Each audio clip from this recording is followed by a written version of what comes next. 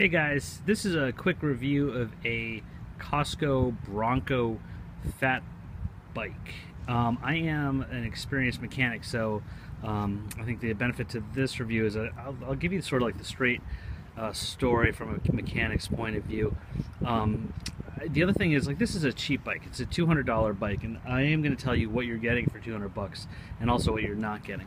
So I guess the big things that I would say you want to look out for is it does come with disc brakes. These are the pluses. Disc brakes,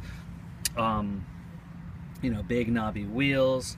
You've got disc brakes in the back. Notice there's only a single gear on the front, and then I think there's 7 gears in the back. So this is a 7-gear bike. When you look at the way the frame's assembled, this is a high-10 steel frame. So it's a steel frame. It's not like it's definitely not a lightweight alloy by any stretch of the imagination. And it is in fact made in China. No surprise there. It's heavy. I mean, this thing has got to be like 35 pounds or upward of that. The other thing you're going to notice immediately, where's the seat? Well, there was no seat in the box, nor was there a seat post. So fortunately, I had a seat post in my pile, but I guess my caveat there is make sure that you've got all your parts that are in the box. It may be the case that one of the employees could have gone into the box to pull out parts for another bike. Anyway, so just check for that. Okay, so some of my complaints for this bike, for 200 bucks, I think the shifter is pretty rough. It's one of those grip shifters, and you can just hear like the pawls, the gears inside it, just kind of crunching around. And I am not so sure how long that's going to last.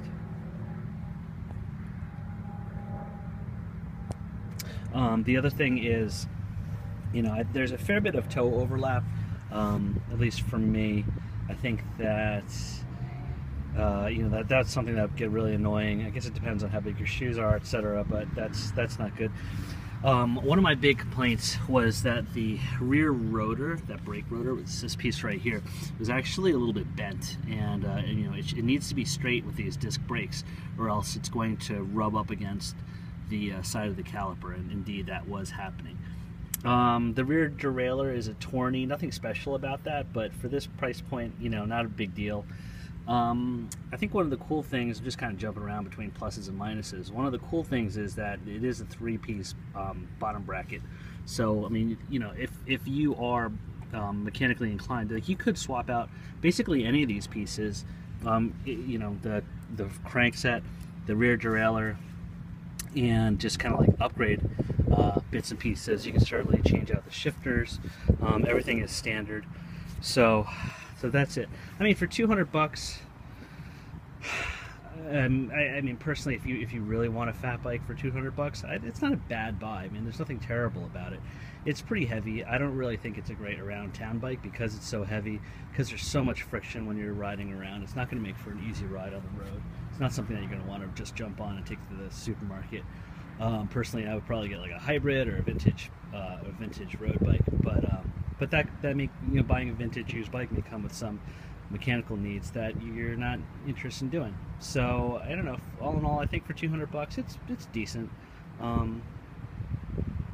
Yeah, I can't complain. I think it's this. I don't really see any like sizes written on these things. I mean, this thing, probably has about like a 30-inch standover height, so it's probably good for people around like 5'6" to 5'9". Wouldn't go too much higher than that. But there you go. That's it. So this is the Costco Bronco. Overall, I don't know. I would probably give it about like a C for a bike, but for a $200 brand new steel bike, maybe give it maybe a C+. Hey.